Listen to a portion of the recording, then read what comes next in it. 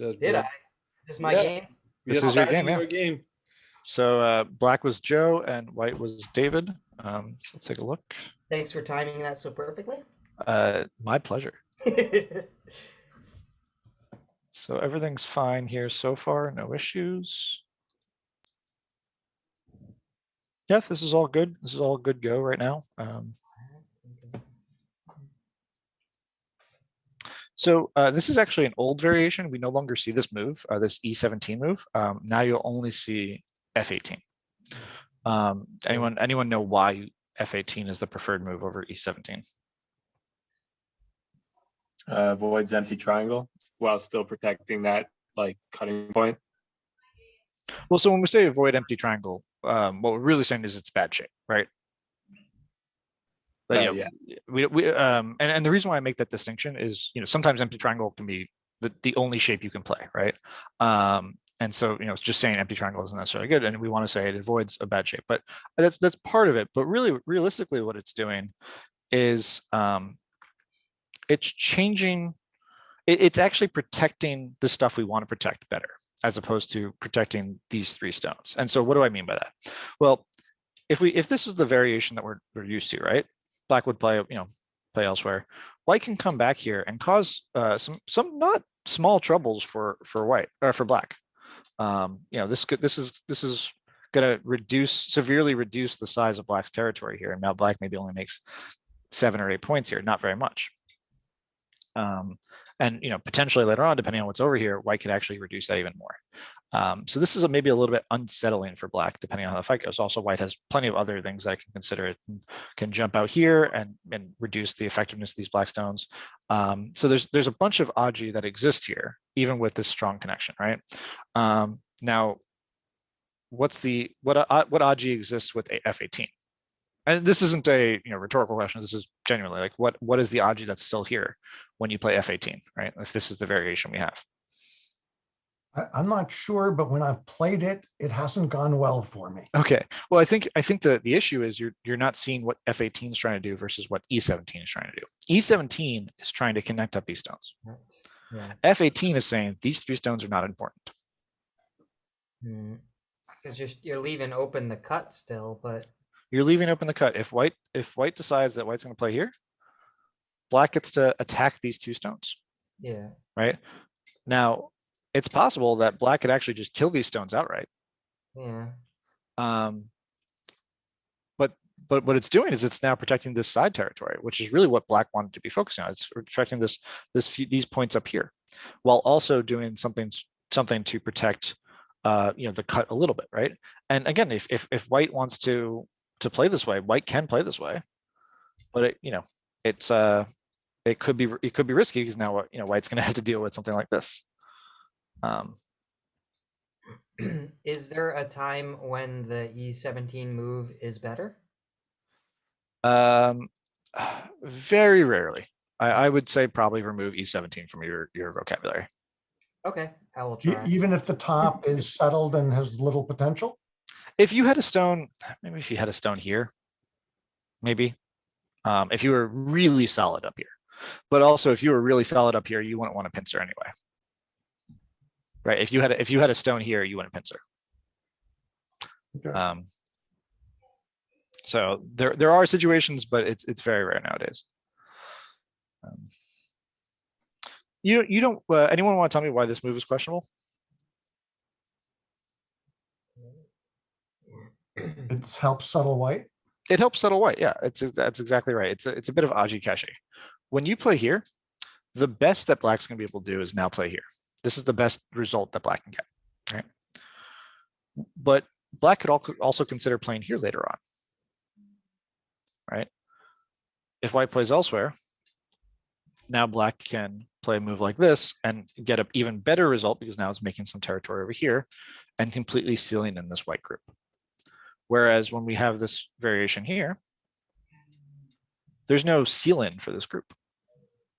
And you're actually giving white more territory than it would have had otherwise. So this is a bit of aji-keshi. What you sometimes see is maybe a move at E13. Okay. It's a little bit more subtle because if white plays elsewhere, you can get a nice follow-up by playing C13. right? But if you play D14 directly, white plays here, you play here now, white can now Hane up, which is going to be a better result for white.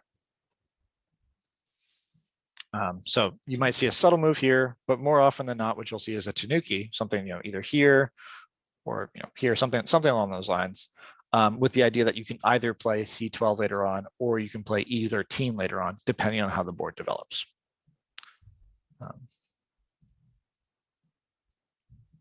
So the value of this E12 move is much less when you can no longer attach at C13 and force a bad result for white. Now this, unfortunately, this attach at C12 doesn't work for black. This is just going to be a good result for white.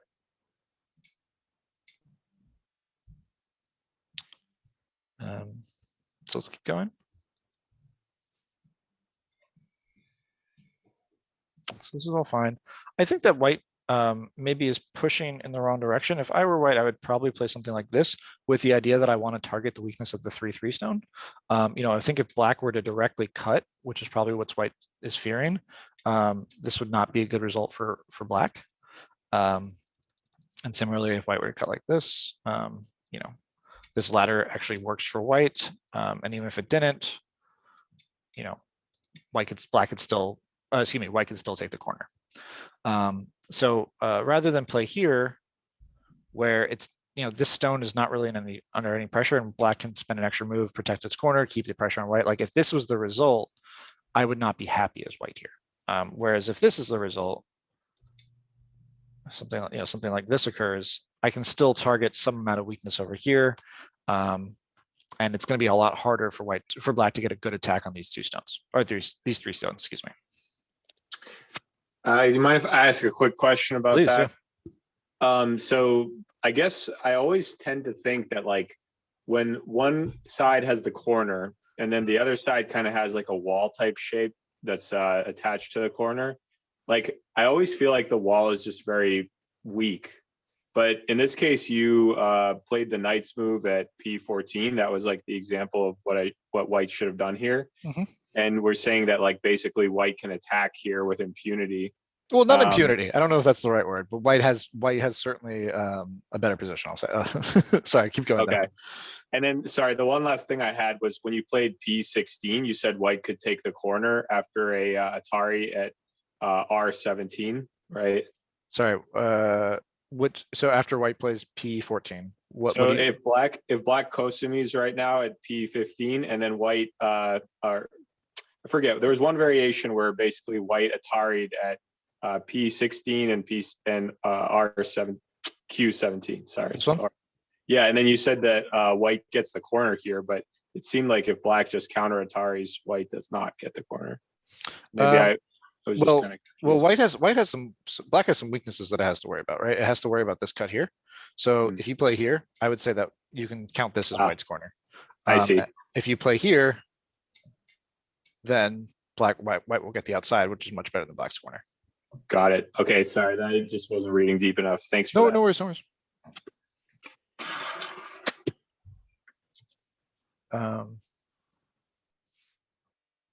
And I will say M16 is sometimes an okay move, but I think that putting pressure on these three stones in the corner might be a little bit better. What you don't want to let happen is for black to get a move like this, because that'll make this almost perfectly unassailable in the corner. That's what you're really trying to avoid. Here, white played here, but I think this would have been a perfect time for white to play here, right? If you're worried about the cut, there's no cut anymore. So white could have considered playing here, could have considered playing here. Anything in this general vicinity would have worked fine. Me again, sorry. So is the idea that when one side kind of has a kick shape like that the other side should try to kind of play around it to avoid the kick shape player strengthening it like in Sente and getting rid of the 3/3 Aji? I think that's a good way to think about it. The best way I'll phrase it is this is not black's territory, and you should operate in that capacity. So when you're thinking about, okay, well, what is the best way for me to keep the Aji available? If the best way for me to keep that Aji available is just to play something like this, and have black play here, that's something you can do as well, right? So the reason why I'm suggesting this is because there's really no good way for black to single-handedly protect this shape here, right? Because this move, this P14 move, is the move that black wants to play in order to protect the shape, right? So whatever line of reasoning you're doing, you just have to think, okay, how can I preserve this 3-3 invasion? That should be white's number one goal here. Does that help give you a little bit more clarity on the reason for it? And I will say the reason why I didn't necessarily blatantly agree with your language, even though I think it's right in the situation, is I do want to focus on, you want to make sure that you keep that AJI available. That's the key distinction here. Okay, so when you think about what makes the AJI available, like, sorry to dwell on this. No, it's a good point. Me.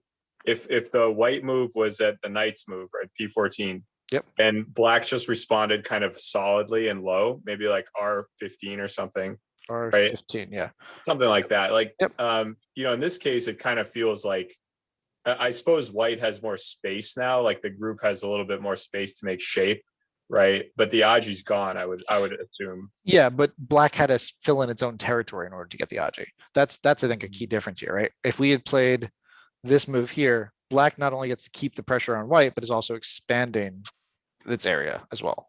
And has killed the AJI as well for the and most killed part. the AJI, yeah. Okay, got it. So Thank yeah, you I mean, there's plenty of ways to kill the AJI, right? Black could just play here immediately and kill the AJI, right? It's a matter of if black's going to protect the AJI, you want to do it in a way that black doesn't want to play. Thank you very much. Oh, one other correction, direction of play here. Yep. My concern as white in this position is if I'm running out and black is chasing me on my left, then black is building a huge territory and I'm sandwiched between two black groups. You want to give me the move you're thinking of? No, I'm just saying that the way you had played before, where basically black ran down the L line. Black ran down the L line like this. And as white is running out. Yeah. Black is building a territory on the top there, much more per stone played than white's getting. Yes, but that comes down a little bit into territory counting, whereas I don't think this black territory here is worth what black has. I would say that white is ahead in this position. Okay. Because when you look at this, it's 2, 4, 6, 8, 10 points, maybe 20, 25 points for black, right? Now, it's hard to count this. We can roughly count it as maybe 5 to 10, because I think it's definitely going to get invaded time soon. So we're looking at 35 points for black, right? Maybe an extra 10 points for black down here. So we're looking at roughly 45 points for black. White has solidly 15 points here, has mapped out quite a large framework over here. We can't call it solid points yet, of course, but I think that it would be safe to say that this is probably worth in the order of, 15 here, maybe another 10 to 15 here, maybe another 5 to 10 here. So probably in the order of 35. So we're already at 35, we're at 50 for white on the board, not even counting Kome. So when you're thinking about that, you have to think, okay, well, this move was to stop black from getting a really large territory here. And we were able to play that because we were already ahead. If black were to get all that territory on the side, we may not have that same count, right? Okay. So even though it feels like black's getting a big wall here, black's stones are really inefficient. You have 3 stones with an extension to a low stone here. You have a gigantic wall with an extension to a low stone here. Right, these are not how black wants to use its stones, and because of that, white's actually able to make more territory elsewhere. Okay. So, and that's part of the reason why I think that black direction of play wise, black should immediately want to play here, because where's black's strength? This is black's strength. Yeah. You don't want to use thickness to get territory. You want to use thickness to attack, and so theory wise, this is the right way of playing. The analogy I always use is, let's say you have me and you have Shaquille O'Neal or The Rock or some just large person next to me. I would much rather be the person pushing someone into Shaquille or The Rock, because they're going to be the intimidating force. They're going to be the wall that people back up and be like, oh, this is me. If someone pushes them into me, they can easily take me out. And so same thing here. If you're pushing into a weak position, this position now can come under attack. Okay. Thank you. That's helpful. Yeah. And here at M15, just probably better to play a knight's move. Try to get a little bit further out. in this fight than as opposed to, you know, just connecting solidly. You can connect in other ways.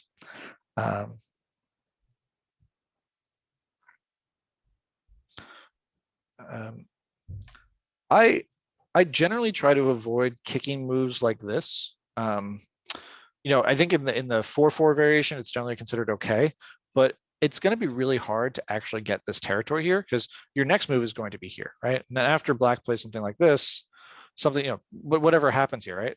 It, you know, black is going to have this weakness here later on to exploit. And I think it's going to be really hard for white to actually kill this stone, or for white to not, or for white to get the full side. So for that reason, I might actually be more inclined not to exchange this kick and just cut and just pincer directly. If black were to play here, you can now give up the corner for better outward influence, right? That's one way you can play, or you can still keep the corner but have a better attack on this group potentially, or get a better influence on the outside. So kicking here might not necessarily be the only option. It could be okay, but it might not be the only option. Alternatively, you could also just play here and not kick. You know, just keep the corner. I'm not a big fan of this kind of Q3 weakness here. This would leave a lot of bad taste in the mouth, which coincidentally is what Aji is. That's the term for it, just taste. So Joe, let me ask you this. If you were white, would you ever play here? At 2? Probably not. Why? Because I don't know, I probably would have played, I don't know, somewhere along like the K line or D or E, like to. Well, let's talk locally. Like I wouldn't be trying to get territory right away. Let's talk locally. Why wouldn't you play P16 locally? P16. Why is this P16 locally a bad move or a bad exchange? I guess because it's gonna take away, because black's gonna strengthen, and then white doesn't have the option of the 3/3 anymore. White loses the 3/3, right? This is a bad exchange for white. White did not gain enough on the outside to merit black strength on the inside. And it's the same thing here. If black plays here, white's going to play here, and now this is perfectly white's territory. And so that the whole reason why we didn't like this kick was because this Q3 move was available. But after black played here, this influence is not worth the strength that white has gotten in this inside. Make sense? Yeah. Sure.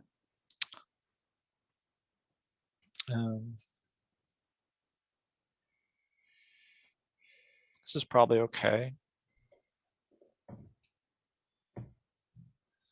I might actually be inclined to protect like this. And this is twofold. So this is one, protecting the corner, and two, it's actually attacking the life of this group. If white does nothing here, white plays here. Now white doesn't have any eyes here. And so it's going to be a little bit of a tougher fight for white. So I think that maybe playing at P14 might be a little bit better. Even though this is obviously not a small move, I think that the fact that this is still invadable with the stone as far away as it is makes it a little bit questionable.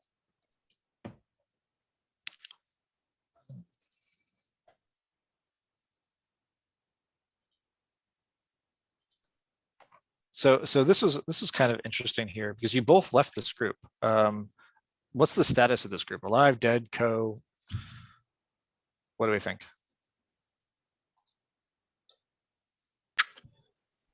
Well, I thought it was alive, and I spent like a long time reading this in the game, but still could very easily be wrong. Anyone want to take a guess as what the killing move is? Is it S16? S16. I would do 18. I think S18 is better. I don't think S16 works. If you play like this, I don't think so. I don't think that S16 works either because I thought about that in the game and it didn't work. Same. S16 is not the move. Really, what you want to be doing is Hane. Okay. If white plays here, then you can play here. Now, Milan said play at S18 first, right? And you could do this. This I think also kills. It's gonna result in the same variation. It's the same result. But why would we play S6, S15 first instead of S18 first?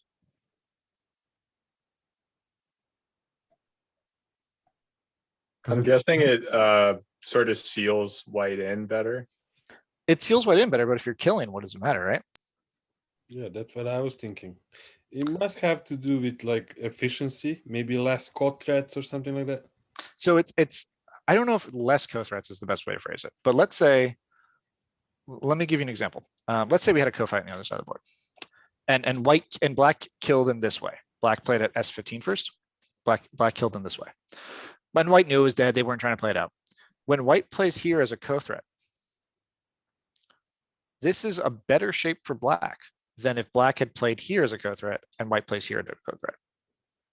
Does that make sense? Because now black is giving up a point here. Yeah, I see. So if black had to answer the co-threat, now white can play here. So is the idea that you want to avoid throw-ins if something else accomplishes the same, like don't create dead stones? Potentially a good way to think about it, but the phrase "death in the Hane," right? Like I think you're hitting on it. Yeah, I think your statement's close enough. There's death in the Hane is a reason. There's a reason why people say that. It's not just because that's the only way to kill. It's because it's the most efficient way to kill without leaving some sort of weakness. So I think your statement is close enough to it. So if I had the option between S15 and S18, I'm going to choose S15 every time. A little bit of a more subtle concept, but definitely something that's good to know. Because it's a 2 or 3 point difference, right? Because if you had to answer this co-threat here, now you have a dead stone here, and white has more points on the inside than it otherwise would have had, right? Now, whereas if you play here, there's no dead stone, and you've also stopped the Hane coming in from later. So it's at least a 3 or 4 point move. One thing I just hoping you can touch on really quick is like in AlphaGo said white should have tried to cut at Q14 like before even black played like hanging connection. Yeah, so this move at Q18 maybe a little bit questionable. If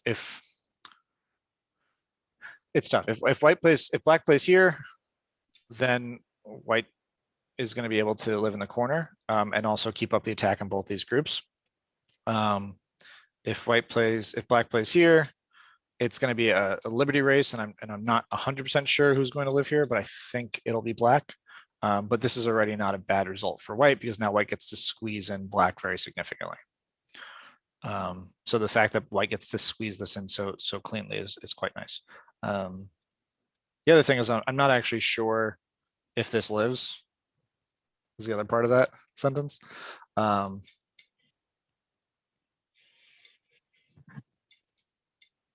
guess this lives. It's let me see. But yeah, I think that the timing of this would have been better had you played here first. Even though it seems risky, you might lose these stones, but you're going to get nice influence on the outside. That makes sense? Yeah, thanks for going into that. Like if this was the variation that was played.